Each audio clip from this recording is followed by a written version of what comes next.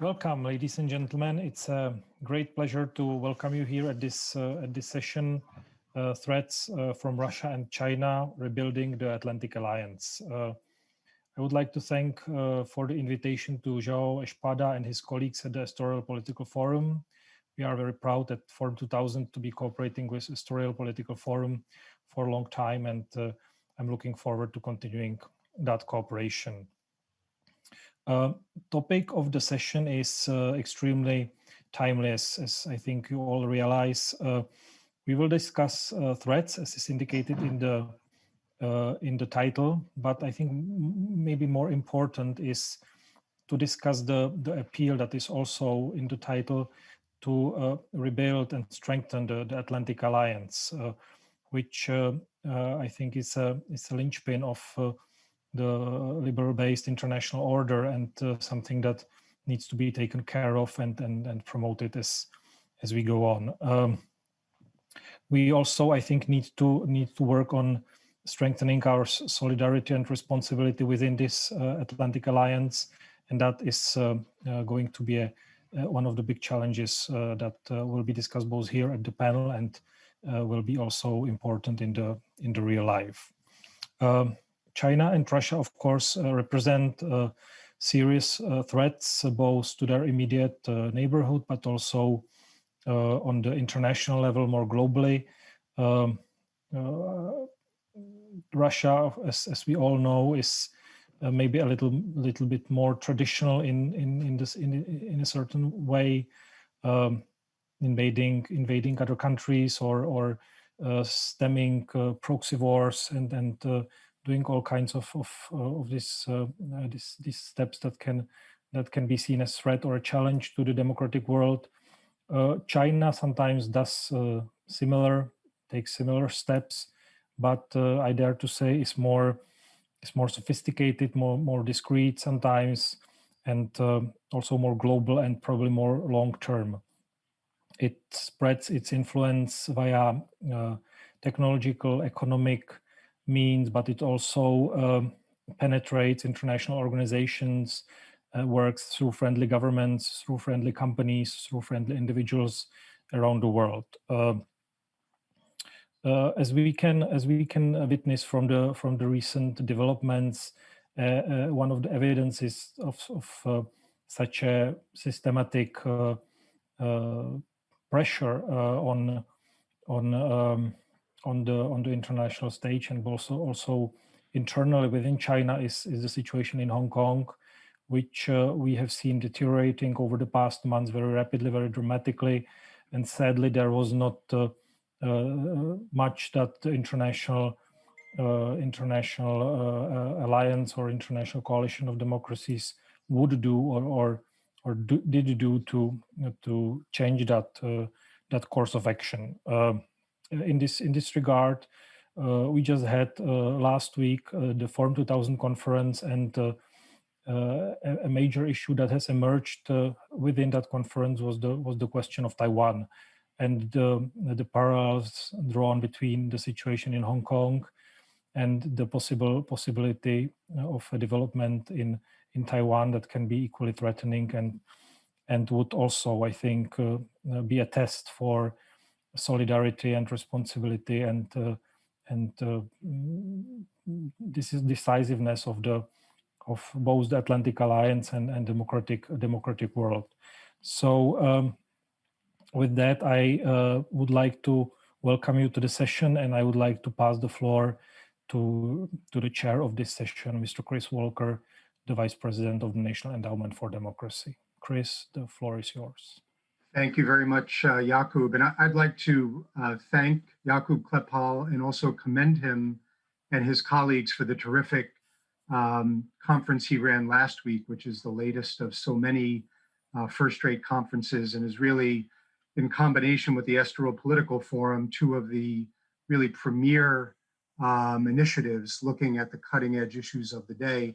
It's really a privilege to take part in these discussions. And I'll just complement a couple of points that Jakub made in his presentation to say that of the top order strategic challenges that the democracies of the transatlantic community face, I think it's fair to say that these state-driven challenges coming from the likes of Russia and China are particularly significant. And I think in many ways, if we looked at this from the perspective of, say, 7 or 8 or 9 years ago, probably an underestimation by much of the transatlantic community to just how systemic the challenge would be coming from these powers which have so many tools at their disposal.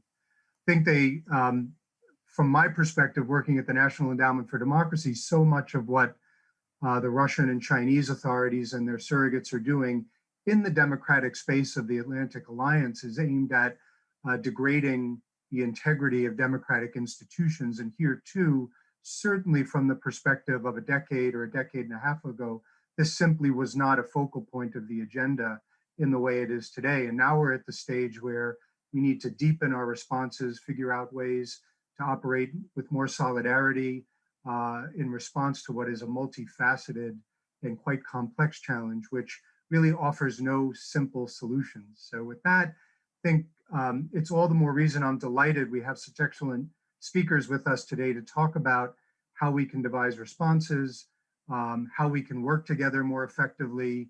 There really is not a country in the transatlantic space that isn't being affected by this, whether it's countries in Central Europe, where a couple of our speakers are based, whether it's countries in Southern Europe or even Southwestern Europe, which is relevant. And of course, from a Brussels perspective, this is true for the entire European Union today, as Russia and China more deeply engages in this space. So I'm really pleased to introduce the speakers. I'm not going to go through their full bios. Those are available to our audience. I'll just do this very briefly. We're going to start with our featured speaker, Ambassador Luis de Almeida Sampaio, who's had a long and distinguished diplomatic career, and since January 2020 has served as the ambassador of Portugal to the Czech Republic. Our discussants following the ambassador's remarks will be Dora Joffe, who's professor of international political economy at the Peter Pazmani Catholic University and the Corvinus University of Budapest. After Dora Joffe, we'll hear from Ken Godfrey, who's the executive director of the European Partnership for Democracy. And then following Ken Godfrey, we'll hear from Zdzisław Mach, who's professor of sociology and social anthropology and European studies at the Jagiellonian University in Krakow, Poland. So with that, it's my great pleasure to turn the floor over to Ambassador Almeida Sampaio. Thank you very much. I would like to greet the host for this very important session, my friend Jakub Klepal, with whom I am closely working here in Prague, organizing, amongst many other things, a series of high-level conferences scheduled to take place during the upcoming Portuguese presidency of the European Union. And I would like also to salute the chair, Christopher Walker, as well as the three discussants, Dora Joffe, Ken Godfrey, and Zdzisław Mach. I am honored for having been granted again the opportunity to speak at the Estoril Political Forum. Indeed, the Estoril Political Forum is one of the most prestigious major events in the international political and academic landscape. And it is a truly remarkable event, already in its 29th year, and it is very fitting to have devoted its 2020 edition to the new authoritarian challenges to liberal democracy, and in that context to have foreseen a debate on the threats from Russia and China rebuilding the Atlantic Alliance. The objective of my intervention is to set the scene for a lively debate, so my remarks will reflect my personal viewpoints and by no means should be interpreted as official positions of the Portuguese government. Even though I trust that after more than 35 years into the Portuguese diplomatic service, even if I would try very hard, I would not be capable of departing too much from the main thrust of the very well-established Portuguese foreign policy lines. Now let's get ready to confront the first iteration of our equation, threats from Russia and China. I must confess that I would have preferred a somehow less radical formulation. I would have opted for challenges instead of threats from Russia and China. Challenges provides for a broader context. Addressing the challenges allows us to be more comprehensive than just addressing the threats. And in that sense, challenges provides for a more strategically focused discussion. Yes, of course, there are instances when and where both Russia and China represent threats. But again, both Russia and China can also be challengers, competitors, and opportunities, sometimes even everything at the same time. So first things first Russia and then China. Even though it is true that both Russia and China share one essential thing in common, that being that the West should have no illusions about neither of them, indeed, Russia and China should be dealt with in separate ways. And not only for the sake of an intellectual discussion, like the one that we are about to begin, but also from a deeper strategic perspective. In fact, it is not in the interest of the West to contribute to and much less to promote that Russia and China strategically join together in their international efforts of greater political and economical clout. I will argue that the West and Russia, or before present day Russia, the Soviet Union, were always, since the end of the Second World War, or even during the Second World War, in a state of strategic confrontation, even during the détente years. That is why it only made sense, even then, to attach the greatest importance to deterrence as the metrics of our collective defense. In fact, NATO is a defensive alliance based on the doctrine of deterrence and effective defense against any aggression should deterrence fail.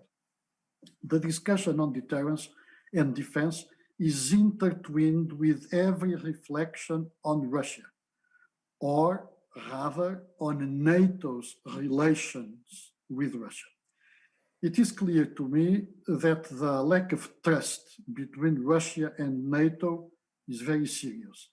But nevertheless, or so I would argue, it is in the interest of the West and in the interest of Russia to make their mutual relations more stable. It is a matter of the most basic precaution.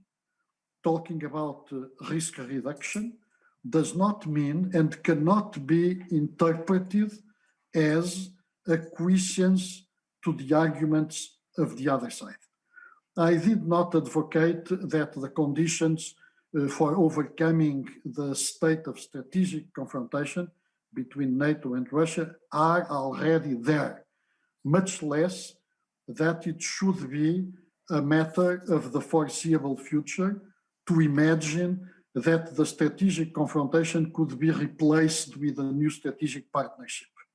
No, but I would rather argue that the state of strategic confrontation that prevails in the relations between NATO and Russia should be made more secure and more predictable, should ideally evolve into what I would call controlled confrontation.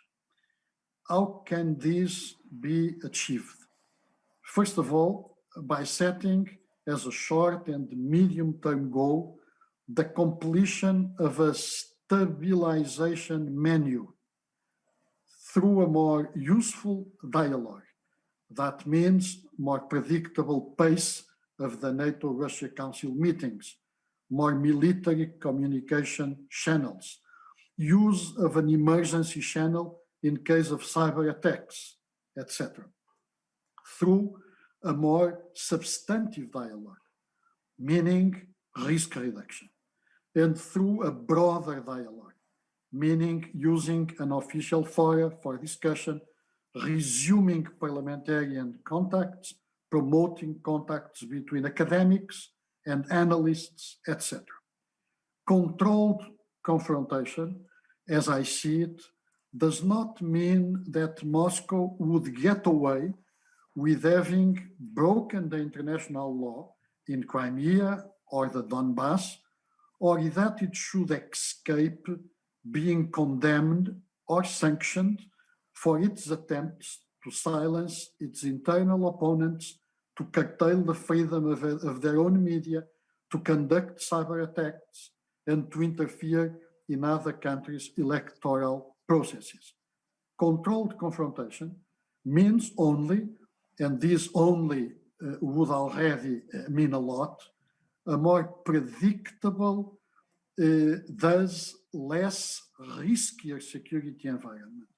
And once that achieved, the possibility to explore to the limits dictated by sound judgment, by prudent policies, and by unwavering deterrence and defense, the virtuosities of a constructive dialogue in matters of mutual interest or concern. And there are many matters of mutual interest and concern. With controlled confrontation, I would argue that it is needed now more than ever. And why? Because Russia is faced with looming very serious long-term economic and demographic difficulties, mostly of its own making, that could make Russia more unpredictable and more dangerous, more of a threat and less of a challenge. Thus, it is in the West's interest to help Russia finding its way back into a more meaningful dialogue, both with NATO and the European Union, and it is in the West's interest to understand that Russia is a major international power player that reclaims being treated accordingly. Yes, all that is true, but with one very important proviso, that Moscow also understands that what defines a major international power player in the 21st century is, first and foremost, its abidance by the international law, its respect and its engagement for and with the international rules-based order. Now, China. China is a different question from Russia altogether. I believe that Washington only relatively recently started to see NATO as a privileged instrument in the fundamental strategic competition, background against which Washington envisions its relationship with Beijing. On this matter, there is, at least for the moment, an important convergence of views between the two aisles in both the Senate and the House of Representatives. That convergence of views is essential for the construction of a real strategic doctrine to deal with that fundamental strategic competition with China. That convergence of views in the Congress should be preserved and should remain independent from what happens coming November. I believe that in the United States Congress, there is a clear understanding that the fundamental strategic competition with China will be the name of the game for the second half of the 21st century. If this proves to be the case, the Chinese question will quickly overtake Russia as the American priority in the political debate about the future of NATO. It is worth recalling that since April 2019, on the initiative of the United States, NATO has embarked on an exercise to try to identify the implications for our collective security of the international actions and the ambitions of a global of the global projection of China. In that vein, issues such as Chinese acquisitions and investments in critical infrastructures in the territory of allies, including new technologies such as the 5G, among others, were brought forward to the NATO debate. Increasingly, that debate focused on the risks posed by China's assertiveness in the international rules-based order, and often led to the conclusion that, more than competition, the future of the relationship between the West, if such a thing will still exist in the second half of the 21st century, and China will be one of inevitable confrontation. But in that debate, I would argue, it is also very important to highlight the advantages of engaging China, as well as the opportunities that the relationship with Beijing may represent, namely for the dialogue between NATO and the European Union, with the preoccupation of avoiding that the mainly American, more confrontational perspective on China damages the transatlantic relationship. However, at the end of the day, the greater danger, in my opinion, for our liberal democracies would be the combination of the Chinese autocratic regime under the firm grip of the Chinese Communist Party with the prospect of China's economic success being translated into real social prosperity for the vast majority of the Chinese population that, as we speak, still doesn't benefit from the extraordinary Chinese economic development growth of the past 20 years. If that prospect materializes, I predict that many in the West, many in our open societies, will find ways, as they always do when presented with a good opportunity, to intellectually first and politically after try to question the very foundation of our constitutional systems based on the principles of the rule of law, separation of powers, and respect for individual liberty and freedom, including absolutely unhindered freedom of expression. Let me address now briefly the second iteration of our equation, the one that underlies the idea of rebuilding the Atlantic Alliance. I would here again, as I did about the first iteration of our equation, state that I would have preferred a different formulation, like, for instance, strengthening instead of rebuilding the Atlantic Alliance. And why? Because the Atlantic Alliance still remains the embodiment of the common strategic interests of the liberal democracies on both sides of the North Atlantic Ocean. It has always been like that since the inception of the alliance, since 1949, since the signing of the Washington Treaty.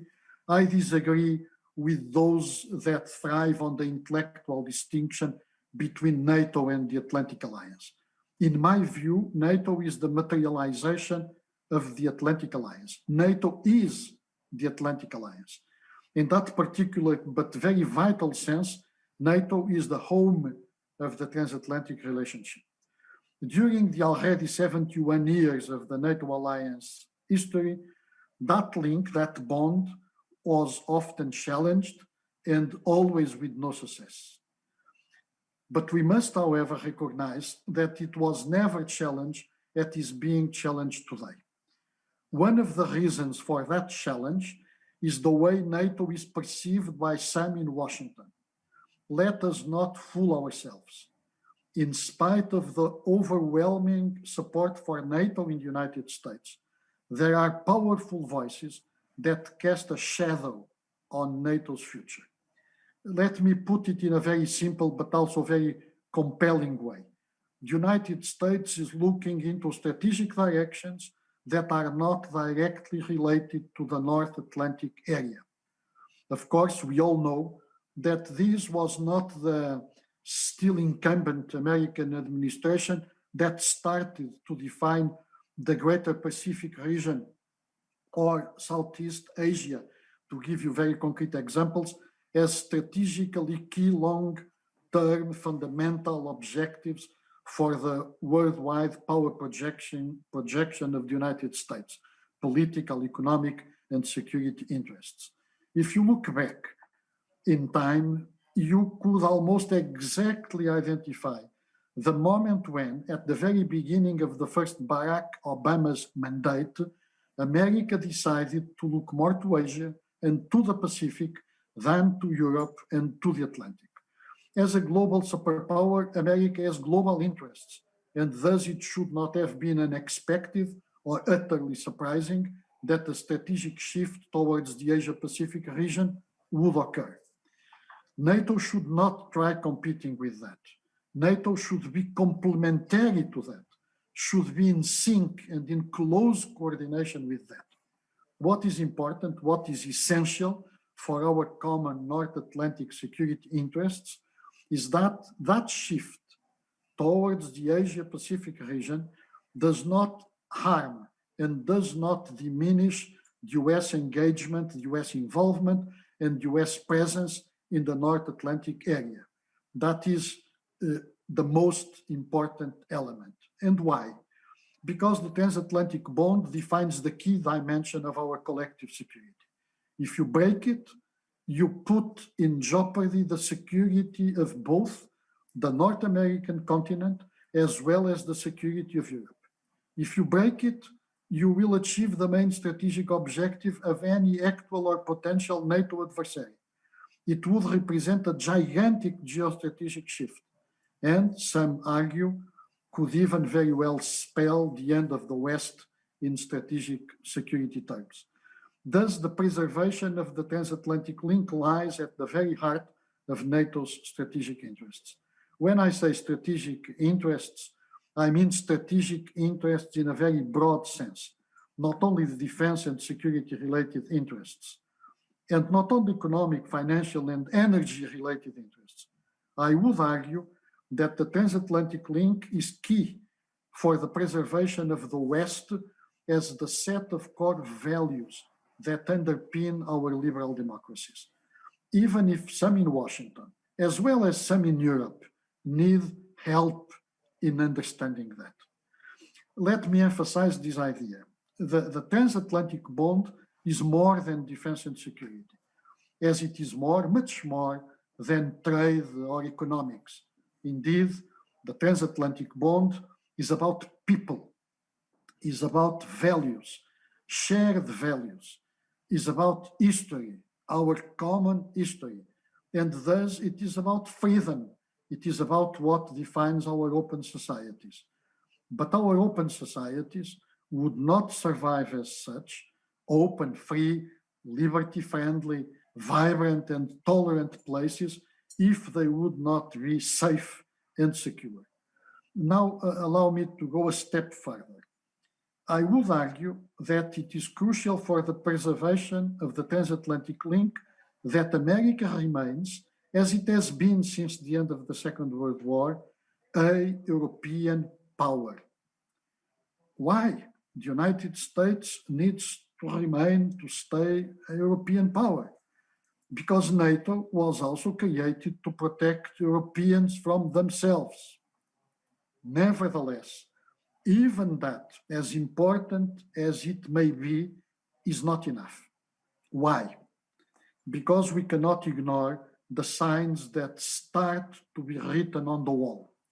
As an example, but a very telling one, I go on and on in all my conferences and public appearances, quoting the results of a 2019 poll of 60,000 individuals across 14 European Union member states, conducted by the European Council on Foreign Relations. Those results tell that Europeans no longer trust the transatlantic security guarantee and in turn want to see stronger European level defense mechanisms developed to protect them.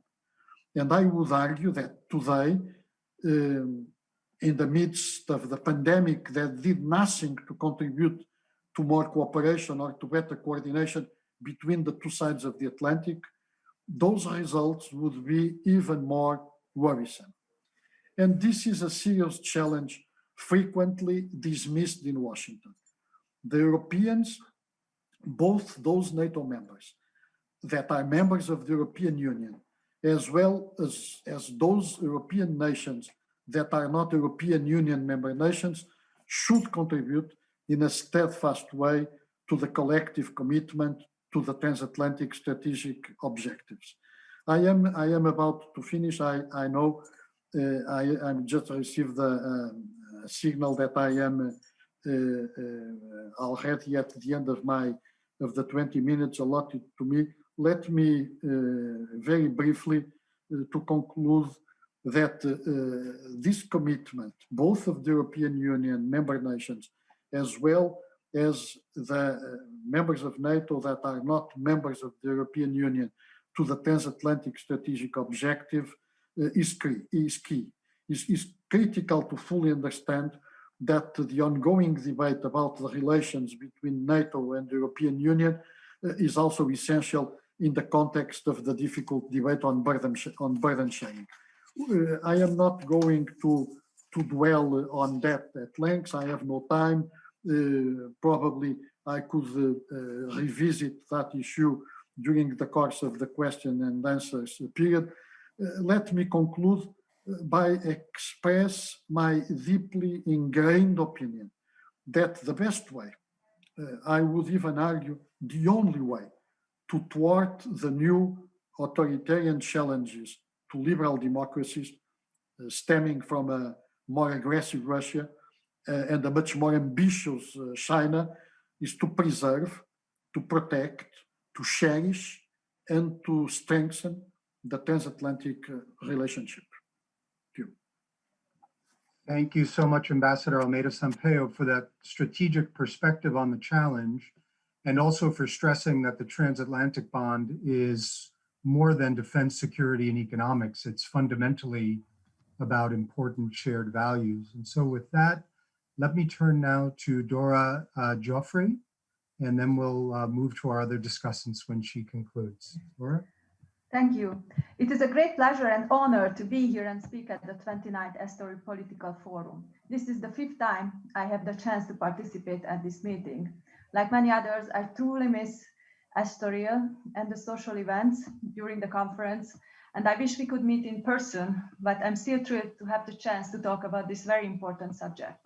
Thank you, Ambassador Sampaio, for this excellent presentation. I would like to follow up on a couple of points from a Hungarian perspective, focusing mainly on the threats from China and Russia, although we know that there are also challenges and maybe also opportunities.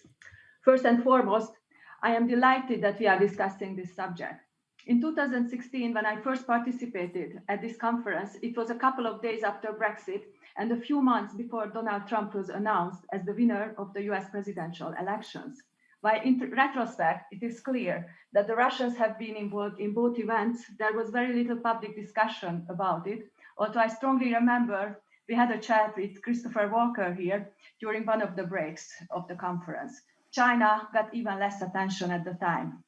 It was only at last year's conference where I felt that the threats posed by these two countries to the West received the appropriate amount of attention. I left the conference feeling that the West has finally woken up to the dangers and ready to fight the malign influence. In many aspects, the two countries are different, and this was well told by Ambassador Sampaio. Russia aims at sowing disruption, acts brazenly, and thinks mostly in the short term. It is acting from a feeling of insecurity, and this is why I agree with Ambassador Sampaio that there is a possibility for controlled confrontation with Russia. China has a longer perspective, aims at economic dominance, and it is more sensitive to its reputation. However, currently, from the perspective of the transatlantic alliance, their objectives do not differ much. Since they prefer bilateral negotiations where they have the upper hand, they both aim to sever the ties between the United States and the European Union, as well as induce fragmentation within the European Union. Their methods are often similar or converging. They conduct disinformation campaigns or social media, corrupt economic deals, they financially support favorable politicians, and they also conduct extrajudicial killings or kidnappings. Today, there is no shortage of proposals about how to stand up to these countries, and Ambassador Champia-Bayo mentioned several of these. The fight against the threats posed by Russia and China should target the covert, coercive, and corrupt influences of these powers. The disinformation campaign should be addressed via rigorous monitoring, debunking fake information, raising public awareness, and working with social media companies on regulation. Coercive influence occurs mainly through economic dominance, and to fight it, the most important thing is to prevent the buildup of vulnerability. Limiting ownership of these states in critical infrastructure, such as telecommunications, and monitoring foreign investments, especially in high-tech strategic industries, are crucial measures of defense. Corrupting influence should be limited through rules on lobbying and strict laws against money laundering. Magnitsky sanctions should apply to all those who are involved in human rights violations. At an even deeper level, the West should preserve and extend its technological lead by supporting innovation and strengthening strategically important industries. China is not only a threat, but also a challenger, and the West should take up this challenge. While all these measures are steps in the right direction, we should remember that an alliance is as strong as its weakest links. If members of the Western Alliance implement these measures selectively, there will always be a path for Russia and China to exert influence and weaken the West. Within the single market, goods and money can move freely. In the EU, unanimous decision-making in the Council on foreign policy issues requires only one vote to block declarations or sanctions against foreign powers. When we think about how to rebuild the Western Alliance, we need to pay close attention to those countries as well, where governments are so strongly receptive to such influence operations. And Hungary is a key example here. Hungary joined NATO in 1999 and the EU in 2004, while at the time, the joining to the main institutions of the West was supported by a broad social and political consensus. Since the accession, and especially after the global financial crisis, many in the country became disillusioned of the institutions of liberal democracy and market economy. Under the government of Viktor Orban, foreign policy emphasized business interests as the primary driving force and renounced a policy based on a set of values. From the beginning of his rule, he aimed to loosen Hungary's economic and political dependence on the West and instead focused on opening towards the East and especially towards Russia and China. Orban himself called this strategy a peacock dance. By cultivating friendly relations with all the major geopolitical actors, he is able to ensure independence from all. So along with the EU and the US, Russia and China are more than welcome to do business in Hungary, and they take advantage of this opportunity. Hungary is strongly dependent on Russia in energy imports, and it is thus a major source of corrupting influence. This involves shady deals between private companies close to the two governments, as well as the commission for the PAX-2 nuclear plant, which is an economically questionable undertaking and might never become profitable. Russia does not face much resistance in its disinformation operations either. News items from Russia Today and Sputnik are regularly taken over by Hungarian public media. Hungary also rejoined the international investment banks and supported the move of its headquarters from Moscow to Budapest, which experts worry could serve as a bastion to planting spies or laundering money within the EU. Putin and Orban have met regularly over the past years, even after the occupation of the Crimea. While Hungary has not vetoed Russian sanctions, there is a constant discourse from the government over their cost and uselessness. The Hungarian government has been also very welcoming towards China. It participates in the Belt and Road Initiative enthusiastically, as it is in the process of the reconstruction of the Budapest-Belgrade railway line, through which Chinese products can be transported to core European markets fast. The economic value of this investment is rather dubious, as independent estimates put the time it becomes profitable to 2,400 years. The government is also open towards Huawei in building the 5G network. In order to cultivate this relationship, Huawei donated masks and other protective equipment to Hungary in April as part of Chinese mass diplomacy.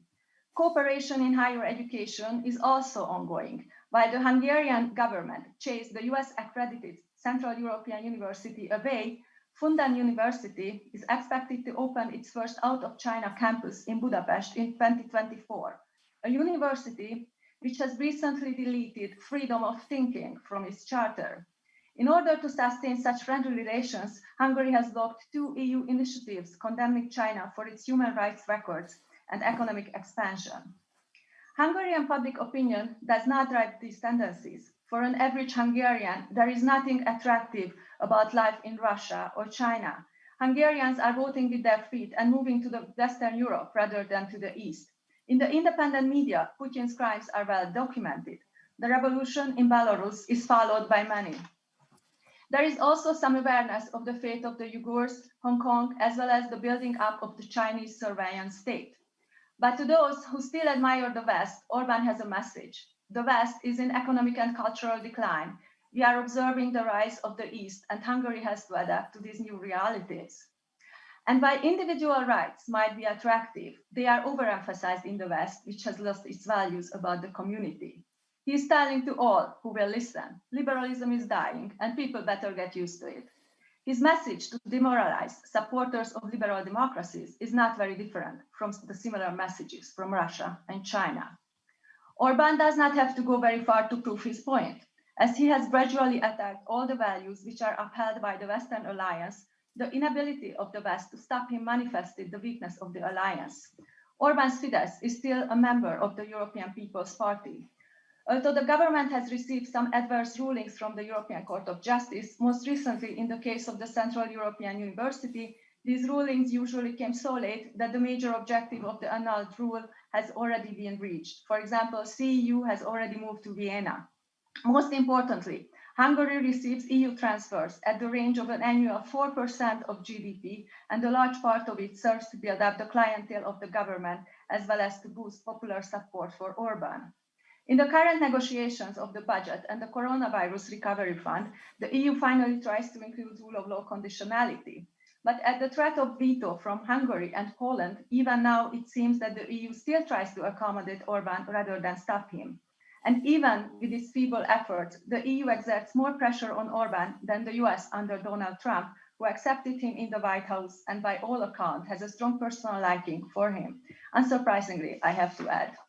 When the remaining independent Hungarian media attempt to uncover why the West is so weak in its response to Orbán, they usually find benefits to investors, such as low corporate tax rates and low wages, as well as significant official arm deals, particularly with Germany and the US. Such accounts further support Orbán's claims about the decline of the West.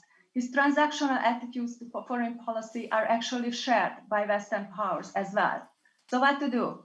When thinking about foreign influence operations, the defense strategy cannot be partial to the particular techniques or threats. It is also important to limit broad vulnerabilities, not only in the core states, but in every member state of the alliance. This means the strengthening of responsible governance based on transparency and accountability. Rule of law and the freedom of the press have a particularly important role in the fight against covert, coercive, and corrupt foreign influence operations.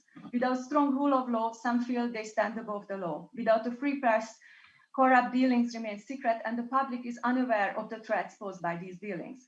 Such an environment provides an ideal opportunity for corruption by foreign powers, as the risks to all parties are so low. Financing and supporting governments which are creating these conditions is a clear security threat for the alliance. The values the West holds dear, democracy, the rule of law, and human dignity, are not some niceties to be sacrificed at the altar of particular business interest, but the foundation of its security, prosperity, and liberty. In fighting the threats from Russia and China, taking these values seriously and enforcing them in member states is the best defense against their influence. Thank you. And thank you so much, Dora Joffrey, for those comments. And now let's move right to Ken Godfrey, and we'll work our way through towards the Q&A segment of the discussions. Ken, over to you. Thank you very much, Chris. Thank you to the Strel Political Forum for the invitation. Very nice to see some familiar faces here. Very sad also to not be in Strel with everybody. Thank you very much, Ambassador, for your remarks. I'd like to pick up on 3 of them and then maybe turn to looking at what I think might strengthen the sort of transatlantic alliance.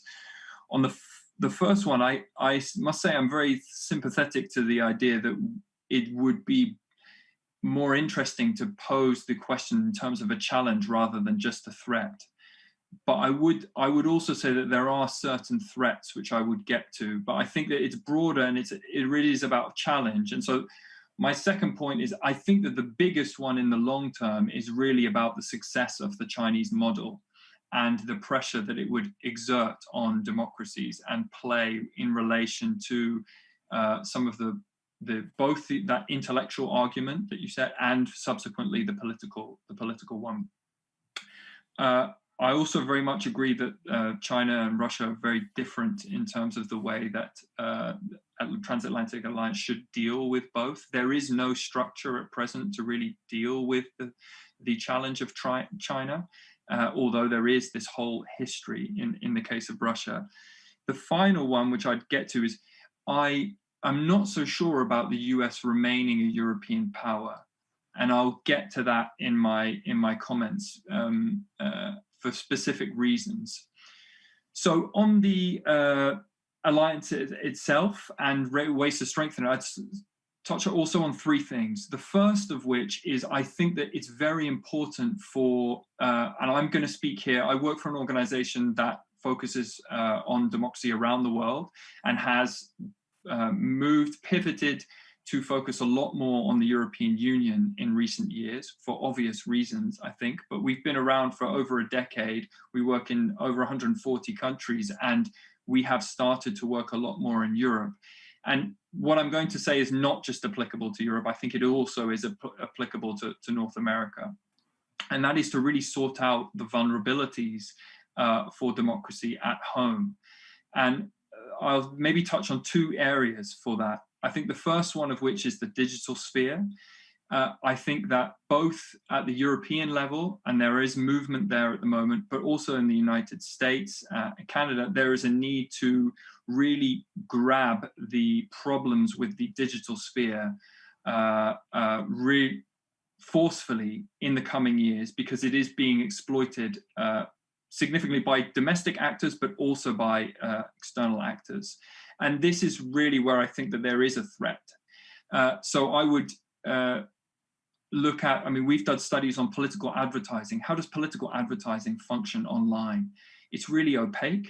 There's very little transparency. And the mechanisms that are being used for political advertising are really insidious for the way that our politics functions. Again, the use of algorithms, artificial intelligence, the use of AI in public administration. We've alluded to the fact that, for example, the Chinese are extremely strong in many of these areas. Disinformation, I think that's a pretty obvious one, so I won't go into it, but it's, again, a real challenge for democracies in Europe and North America. The second area of that for problem at home is corruption, the facilitation of illicit monetary flows. And I think that that is also a very big challenge that is being exploited by both Russia and China. And here we can talk of the use of shell companies to fund political movements, also the use of, and I think this is particularly strong in the case of Russia, but it's probably being done as well by China in numerous countries around Europe. Use of investment, that type of thing. So it's another area that I think is really is a big challenge. The second of my points about how to strengthen the alliance, I think that it's probably likely that there is a need to bring in other players. So in this challenge it goes beyond just the Atlantic Alliance. And there's a need to bring in other democracies that share those same goals and very frequently share those same security concerns and also those same vulnerabilities.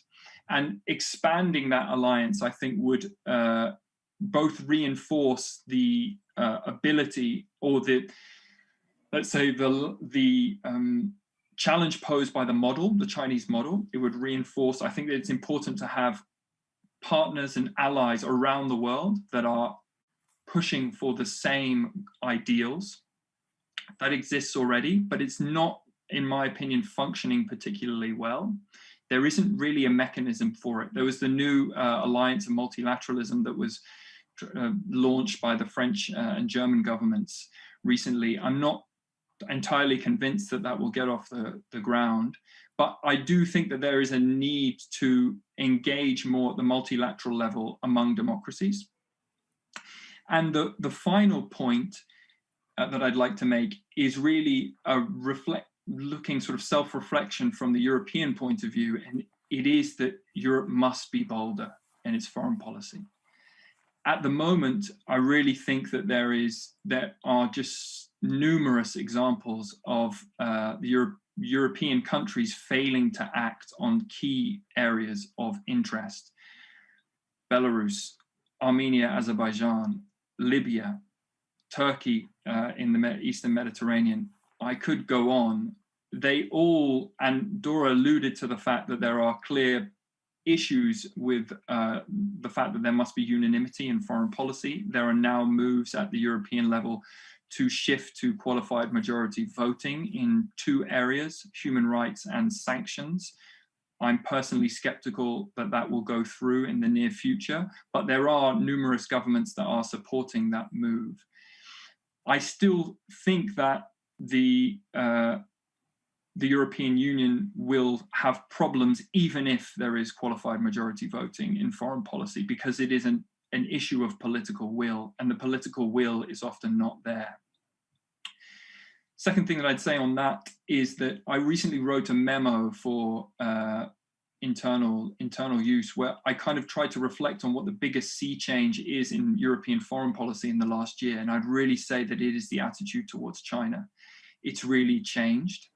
I think that is because the United States has been, and this alludes to what you said, Ambassador, there are clear links here in terms of security, but the United States has been far more vocal on the role of China in many different spheres, and that has emboldened Europeans to also be more vocal. There was the sort of well-known document that was released last year that labeled China a systemic rival. But this year as well, there's been recognition of the use of disinformation by the Chinese government related to COVID-19. There was much talked about in Brussels disinformation note from the External Action Service communication that was watered down through Chinese pressure, which is sort of emblematic of what I was saying before. But this is why I think that the US should not be a European power, because it allows Europeans to avoid the tricky questions that Europeans must tackle themselves. I think I'll leave it there because we don't have too much time left, but just to summarize, I think those the 3 issues for the Transatlantic Alliance are sorting out some of the vulnerabilities at home, second of which is bringing in other partners for support, and the third of those is that Europe must be bolder in its foreign policy. Thank you very much. Great, thank you very much for that, Ken. And I noted with interest your citing of the issue of strategic corruption, or what some have called corrosive capital, which gets, I think, insignificant attention, or at least not enough attention at the moment. People like Martin Halle, based in Prague, are writing about these issues in a very important way to explain how investments and aid can be used for political and strategic purposes by these authoritarian countries, something that deserves more attention. And with that, let me turn now to Professor Mach. Thank you very much. Well, it's a great pleasure to be at this wonderful conference again, although this time virtually. Hopefully in June we'll be there in real life. That's a great opportunity, and I must say I completely agree with the speaker, Ambassador Sampaio, regarding the most of was said, although with full appreciation of this defense and deterrence issues that the speaker raised, I would like to draw your attention to a little bit different dimension of this, whether it's a threat or challenge. I'm quite okay with considering it more a challenge rather than a threat, maybe less of an opportunity, because I believe that this is really a game of power and perhaps hegemony in the world, but in the field of values and views of the world and perceptions, how people see the world and what are the main, how society and how politics should be organized. And thinking along this line, I would say that both Russia and China are, they position themselves as competitors to the Western world in the way they see democracy and the way they see values, and especially liberal values. And of course, I don't have time and maybe not even competence to dwell on the issue of whether illiberal democracy is oxymoron or whether this is some kind of concept that is worth pursuing. But of course, we know what we are talking about. It's probably Viktor Orban who first publicly spoke of illiberal democracy as an alternative. But I think that this is also in the country where I come from, in Poland, that if you ask people what is democracy, they would say, well, this is the majority rule. The majority rules, and things like rule of law or especially checks and balances are not really on the mind of most people. There's no, in the Polish language, I like to point out always, because Polish language is not so widely known, is that there's even no concept. There's no words for checks and balances. So the political scientists are using the English expression because there's no Polish equivalent, which means that it's not a concept that must be expressed as kind of a natural way of talking about democracy. Democracy is a majority support, and of course both, especially Russia would probably still claim that their leadership actually does enjoy the majority support. And even if there is no liberal system of values and institutions, but they say we are democratic because the majority supports us. China is not so much concerned with democratic principles in general, but they are not liberal for sure. So on the global scale, we are having China, which is trying to dominate the world, but not in the way that China is a nuclear power, we know it, but it's not how it's seen. Nobody is particularly concerned with the fact that China has no nuclear weapons. China is potentially dangerous, or it is a very significant competitor because of its expansionism through economic dominance and pragmatism, and also a certain concept that there may be a happy society, consumer society without democracy, and very pragmatic, very effective, efficient, doing everything cheaply and well, and producing and so on, all that, while liberal values are not involved. And they may make an impression of the world population that it may actually have a well-developing future without liberal values. So China creates a possible alternative to liberal democracy through pragmatism, consumption, collectivism, efficiency. That's the impression. And Russia, in a way, is also doing the same, although not through economic expansion. Russian economy is not so strong anymore, but it's a military power, and that's the way it is perceived. It is in a way quite interesting that the world population and also the world leaders still think of Russia as a great power, solely because it has it's a military power, but even if economically it's not so very strong, but it is on our mind. We've learned over the last, many decades to think of Russia as one of the great powers of the world, superpowers, and Russia knows that and uses their very skilled diplomacy and other means in order to keep confirming this view and convincing everyone that they have their sphere of interest, that they are the world players, and that they have to be considered as such, even if, of course, economically that's nothing to really to speak of. On the global, and of course, within this, of course, the position of the United States is absolutely crucial, because the question is whether North America, the United States will be willing to still position themselves as champions and protectors and defenders of liberal values, or whether they just be competing against Russia and especially China for global hegemony. That's a big difference. And then if we know what we just heard, and also we know it already, everything about things like the American, a lot of skepticism regarding Nato, and of course, especially of the current American administration, a very, not entirely positive view on what the European Union is, especially some countries in the EU.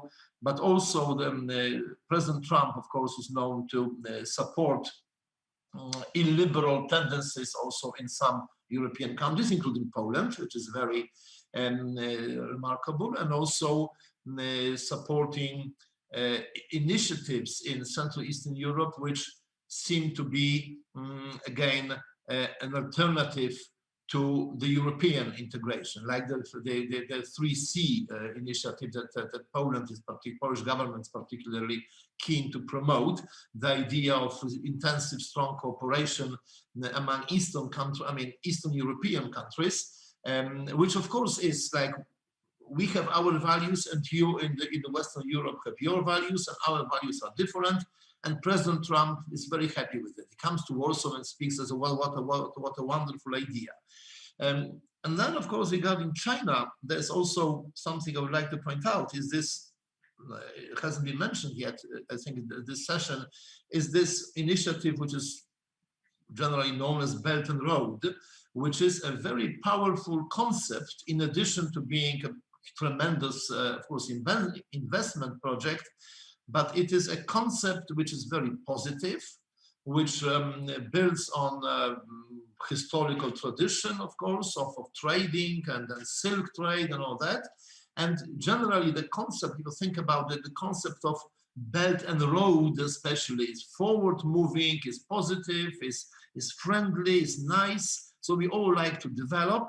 And then when you think about it, well, this is of course a Chinese way to dominate Eurasia, and to invest heavily, to become a hegemon economically. But also, if you read, when I read the description of what this initiative was, there was a lot of talking of exchange, cultural projects. So it's not only economy, it's also promotion of a certain concept of what a happy and prosperous society should be like, without any liberal values, of course, in it.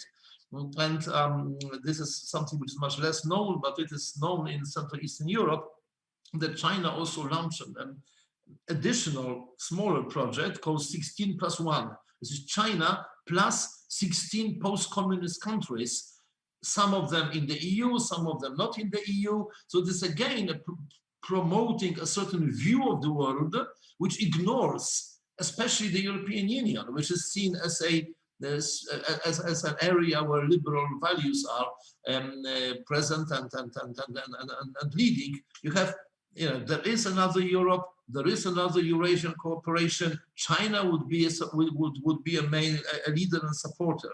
So, and of course, completely ignoring the existing political affiliation and value choices, which of course some post-communist countries made.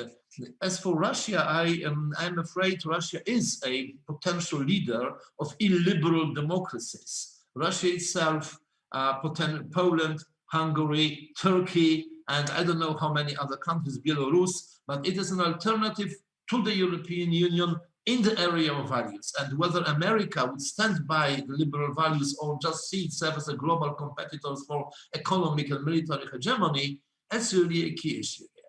Thank you. And I'd like to thank Professor Mach, who alluded to the Belt and Road Initiative. I would note that in the July issue of the Journal of Democracy, Nadezhda Roland published a terrific article titled China's Pandemic Power Play that explains the mechanics behind the BRI, especially in the COVID period. And I commend that to our audience. And with that, I'm pleased to hand things back over to Jakub Klepal for the Q&A portion of this discussion.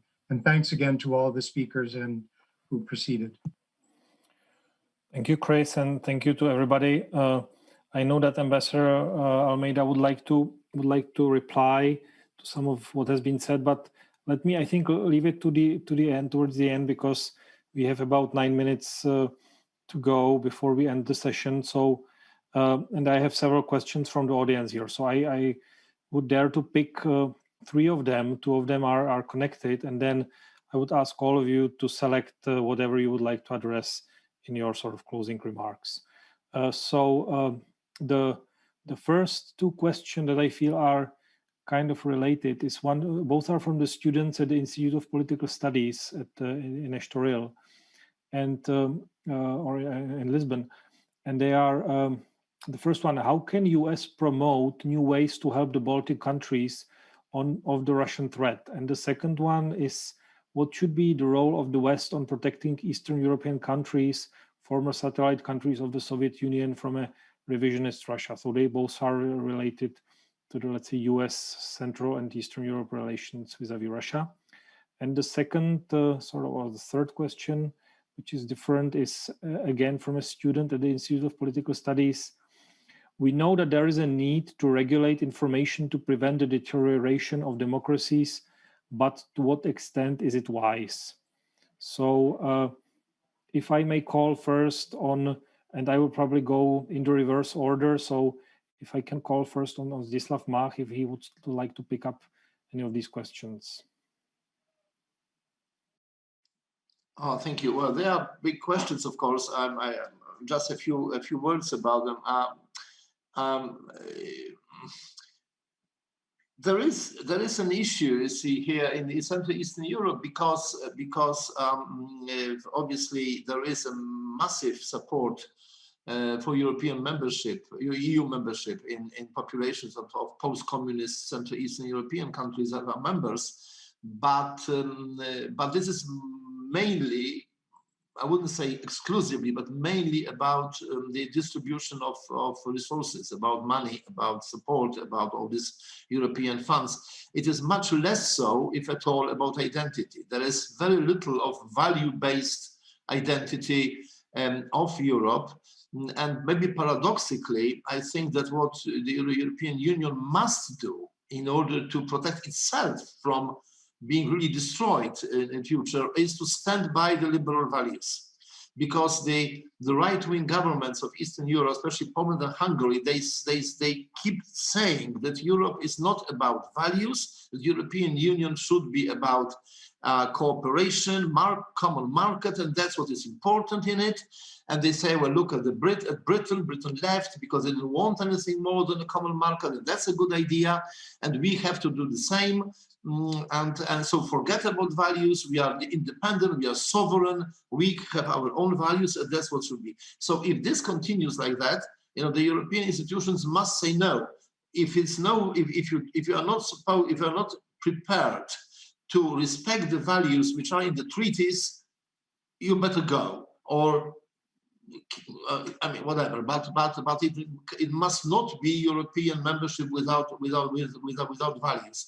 And this would also be a response to Russia, which of course wants to challenge the very concept of European integration, especially if the members should be countries which they consider mentally or historically to be in their zone of influence. And so Russia really would love to see the split along values of the European Union. So if this happens, this will of course be in the Russian interest. But I just, maybe I just stop at this moment, to let other people speak. Thank you very much, Professor Mach. Indeed, we need to be quite short because we have last 5 minutes.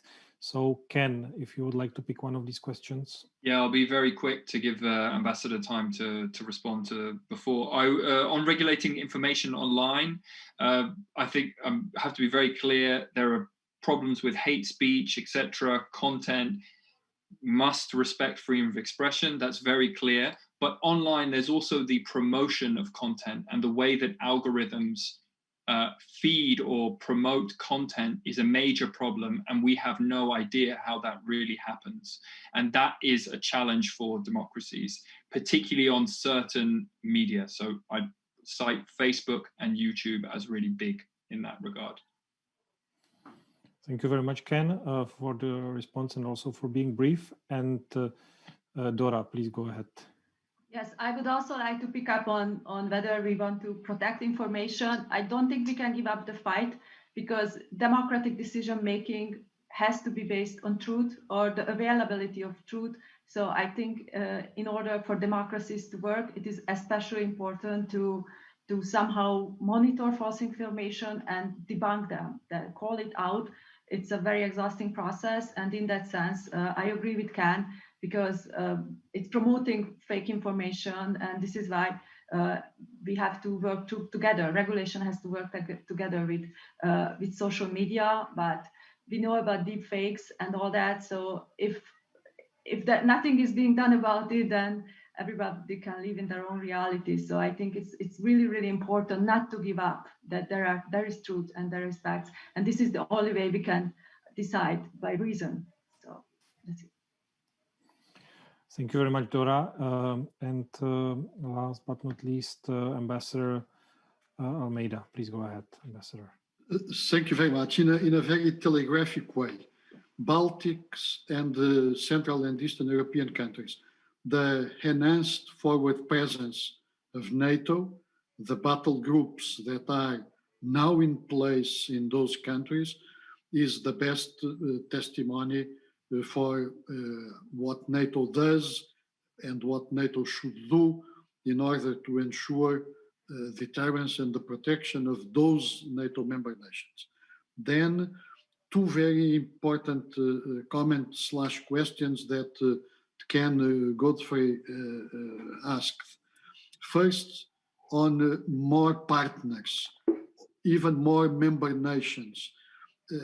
The NATO alliance is an open-ended alliance since its very inception. Article 10 of the Washington Treaty.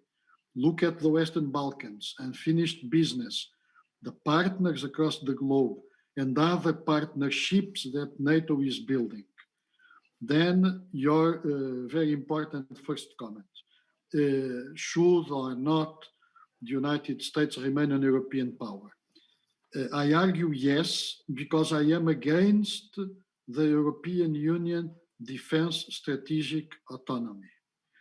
And I believe that any deepening of the European Defense Union in that sense could lead to a continentalization of European security.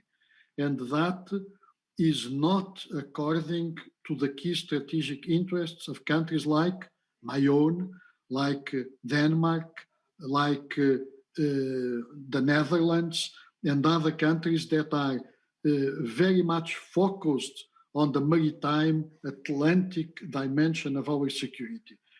Of course, the Brexit is also a very important dimension in the context of arguing in favor of the United States remaining an European power. And then my final argument is the most powerful one, I would claim: nuclear deterrence. Once the United Kingdom left the European Union, there is no nuclear power that puts nuclear power at the service of other allies left in the European Union. We all know that the first FRAP, the French deterrence, and we saw that again at the Aachen Treaty of 2 years ago, is exclusively a French force. Contrary to what happens to the United Kingdom nuclear deterrence and to the United States nuclear deterrence, it is not put at the disposal, at the service as a deterrence, a very important dimension to our collective and defense security interests. Thus, the reason why I strongly believe, in addition to everything that I said during my intervention, that the United States should remain for the very long term an European power. Thank you very much, Ambassador. We are exactly on time, which is excellent. I thank you all for your discipline and your wonderful remarks. I will not try to sum it up because it has been such a rich discussion, but maybe let me pick up on some points just to point them out. I think what has been importantly said here is that although the title of the session was this should be about rebuilding Atlantic Alliance, we should think broader. We should think about, let's say, global cooperation of democracies and looking for good mechanisms how to promote that. We should also, in the European context, think about Europe being bolder and sort of more active in this regard. And connected to that, we should look very, very carefully at defending our values, because our cooperation, our democracy, our security is based on values, and once we lose them and once we stop defending them, it is the beginning of an end.